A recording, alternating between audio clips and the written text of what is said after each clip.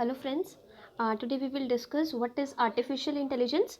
Already मैंने artificial intelligence पे बहुत सारी वीडियोस पोस्ट कर दी हैं। अगर आप मेरे चैनल पे नए हैं तो इस चैनल को सब्सक्राइब कर लीजिए ताकि आपको लेटेस्ट नोटिफिकेशंस मिलती रहें और आप प्लेलिस्ट में जाके उन वीडियोज़ को एक बार ज़रूर वॉच कीजिए।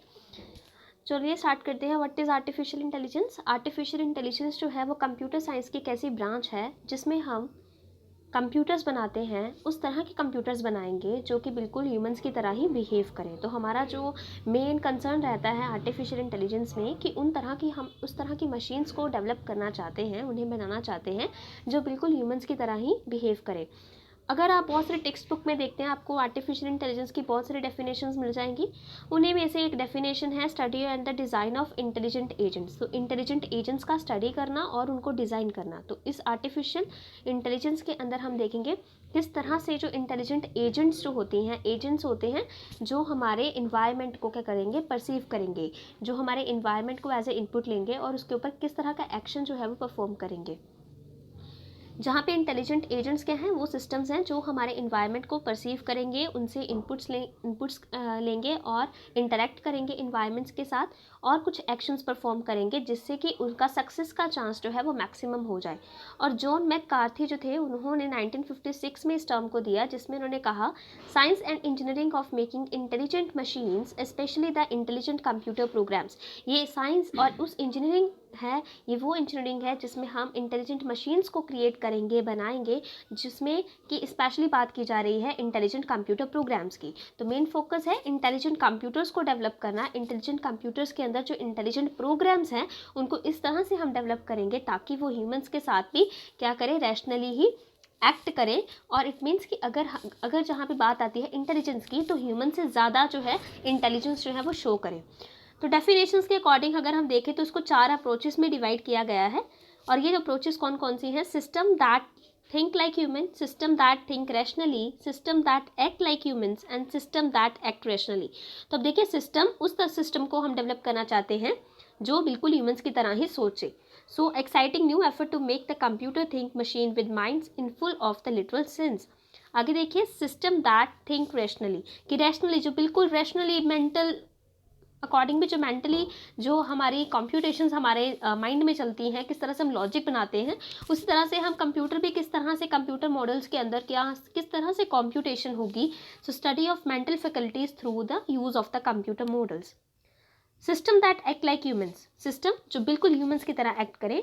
सो उस तरह की आर्ट है जिसमें हम मशीन्स को क्रिएट करने वाले हैं जो कि सेम फंक्शंस को परफॉर्म करेंगे, जिसमें हम इंटेलिजेंस की ज़रूरत होती है। जैसे ह्यूमंस हैं तो उनको कुछ लॉजिक लगाना पड़ता है, वो कुछ एक्सपीरियंस के बेसिस पे कुछ लॉजिक लगा पाते हैं कि अगर इस विनिंग के लिए कोई काम करना है तो उसके लिए वो क्या करते हैं, अपनी एक्सपीरियंस को यूज़ करते हैं, उस लॉजिक को यूज़ करेंगे जिससे कि उनका विनिंग जो प्रोबेबिलिटी है वो मैक्सिमम हो, किस तरह से सिचुएशन को हैंडल करना है। उसी तरह से सिस्टम्स के अंदर भी इस तरह से वो कॉम्प्यूटेशंस करें, उन लॉजिक्स को यूज़ करें जो उन्होंने एक्सपीरियंस किया और उसके बेसिस पे कुछ आउटपुट प्रोवाइड करें जो कि ह्यूमन से भी बेटर हो। उसी तरह से देखिए सिस्टम दैट एक्ट रैशनली, कि कंप्यूटेशनल इंटेलिजेंस जो होती है उसमें क्या आएगा कि स्टडी किस तरह से हम इंटेलिजेंट मशीन्स को डिज़ाइन करेंगे। तो कुछ अप्रोचेस जो है इसमें यूज़ की गई हैं। बहुत इंपॉर्टेंट अप्रोच है एक्टिंग ह्यूमनली, किस तरह से वो ह्यूमन की तरह एक्ट करें। देखिए यहाँ पे ट्यूरिंग टेस्ट अप्रोच इसमें यूज़ की गई थी। ये टेस्ट जो था वो एलन ट्यूरिंग ने 1950 में दिया था। और इसमें क्या था कि computer is asked question by the human interrogator. क्या था कि यहाँ पे जो कंप्यूटर थे उसको कुछ क्वेश्चंस पूछे गए थे, यहाँ पे कुछ इंटेरोगेटर था जो क्वेश्चनिंग करेगा, ह्यूमन इंटेरोगेटर था। तो उसने क्या किया, कंप्यूटर से क्वेश्चंस पूछे। Computer passes the test if the human interrogator after posing some written questions cannot tell whether the written responses come from a person or not. Programming a computer to pass and the computer need to possess the following capabilities। देखिए इसमें क्या था कि एक interrogator, देखिए एक ऐसा Turing test में क्या किया गया था कि एक जगह पे मशीन रखी गई थी और एक जगह पे जो था ह्यूमंस थे। ठीक है, एक ह्यूमन था, एक मशीन थी। मशीन जो थी वो मशीन थी जिसे हम कहते हैं, जैसे हमने कोई रोबोट वगैरह बनाया। ठीक है, तो एक मशीन रखी और एक ह्यूमंस थे और एक साइड पे क्या था, ह्यूमन इंटेरोगेटर था।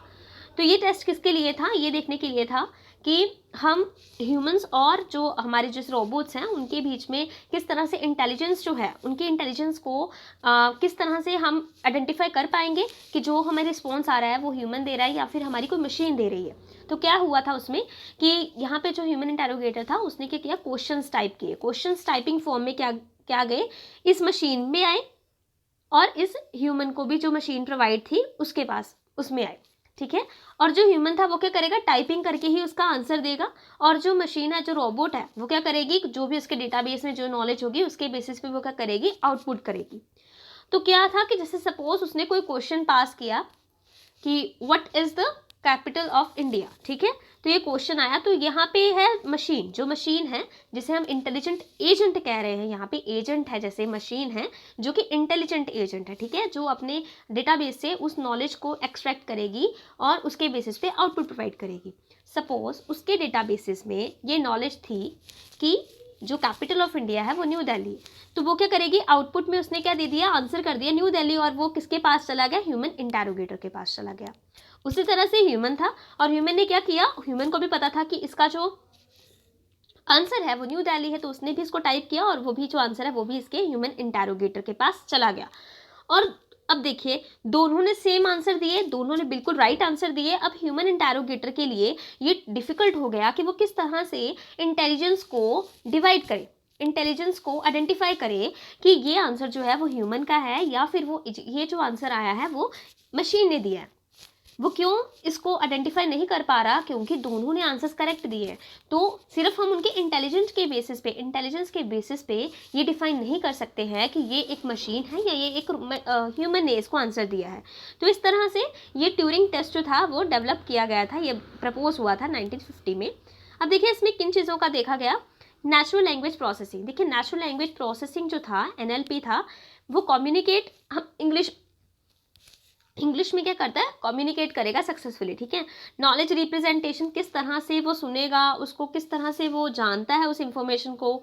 ऑटोमेटेड रीजनिंग, जिसमें कि उसकी जो इंफॉर्मेशन है, जो उसे आंसर करना है क्वेश्चन का, किस तरह से वो कॉन्क्लूजन्स को ड्रॉ करेगा। मशीन लर्निंग मतलब किस तरह से वो नए सर्कमस्टांसिस के अकॉर्डिंग अपने आप को अडेप्ट करेगा, डिटेक्ट करेगा, किस तरह के पैटर्न्स के बेसिस पे वो उसको आंसर करेगा। तो इस तरह से जो कंप्लीट किया गया था ट्यूरिंग टेस्ट। तो कंप्यूटर को क्या क्या चीज़ें चाहिए थी, दो चीज़ें, कंप्यूटर विजन और रोबोटिक्स। कंप्यूटर विजन चाहिए थे ताकि वो ऑब्जेक्ट्स को क्या कर सके, परसीव कर सके, उनके इनपुट्स को एक्सट्रैक्ट कर सके। और रोबोटिक्स क्या है यहाँ पे, वो कि उन ऑब्जेक्ट्स को मैनिपुलेट कर सके। सो ये था हमारा ट्यूरिंग टेस्ट, जिसमें क्या हुआ था, ये टेस्ट फेल ही हो चुका था, क्योंकि इसमें इसके बेसिस पे, इंटेलिजेंस के बेसिस पे हम ये नहीं आइडेंटिफाई कर पाए कि ये जो रिस्पॉन्स आया या जो इंटेलिजेंस है वो ह्यूमन है या ह्यूमन ने इसको आंसर दिया है या फिर ये जो आंसर है वो मशीन ने दिया। तो ये टेस्ट, इस टेस्ट के बाद भी कुछ टेस्ट हुए थे, और एक और हुआ था चाइनीज़ ट्यूरिंग टेस्ट, सो चाइनीज़ रूम टेस्ट, सो वो भी टेस्ट हम करेंगे। सो आगे देखिए थिंकिंग ह्यूमनली। तो जैसे हमने देखा था कि किस तरह से वे ह्यूमनली बिहेव करें, किस तरह से वो उन आइडियाज़ को, थॉट्स को कैप्चर करें साइकोलॉजिकल एक्सपीरियंस के थ्रू। जैसे किस तरह से वो जैसे रीजनिंग करेंगे, कुछ जैसे मॉडल्स हैं, तो किस तरह से वो प्रिसाइजली किसी इनपुट के बेसिस पे एक्सट्रैक्ट करके कुछ आउटपुट को दे रहे हैं। रैशनली थिंक करें, जिस तरह से मैंने आपको बताया कि जैसे यहाँ पे लिखा है कि फॉर एग्जाम्पल आप देख सकते हैं, Socrates is a man and all man are mortal, Socrates is mortal. देखिए अगर आपके पास, उसके पास ये रूल डिफाइंड है कि सोक्रेट जो है इज़ अ मैन, ठीक है, और जितने भी मैन हैं, सारे के जो आदमी हैं वो क्या है, मॉर्टल हैं।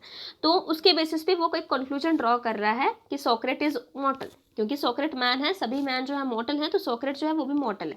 तो इस तरह से वो क्या कर रहा है, कुछ रूल्स को, लॉजिक्स को जो है यूज़ करके हमें कुछ आउटपुट प्रोवाइड करेगा। उसी तरह से वो रैशनली थिंक करेगा, मतलब जिस तरह से एजेंट कुछ भी हो सकता है, जैसे आपका कंप्यूटर एजेंट्स जो होते हैं वो प्रोग्राम्स ही नहीं होंगे, उसमें हमारी किस तरह से वो ऑपरेट कर रहे हैं, किस तरह से वो इन्वायरमेंट को परसीव कर रहे हैं, किस तरह से उन जो अडेप्ट कर रहे हैं चेंजेस के अकॉर्डिंग, तो वो सब कुछ हमारे एजेंट्स रैशनली में आ जाता है कि रैशनल एजेंट्स वो होते हैं जो अपना बेस्ट आउटकम देने की कोशिश करते हैं, बेस्ट आउटकम देंगे वो हमें। सो ये कुछ बेसिक्स थे जो आर्टिफिशियल इंटेलिजेंस में हमने पहले कवर नहीं किए थे। सो आई होप अब आपको क्लियर हो गया होगा।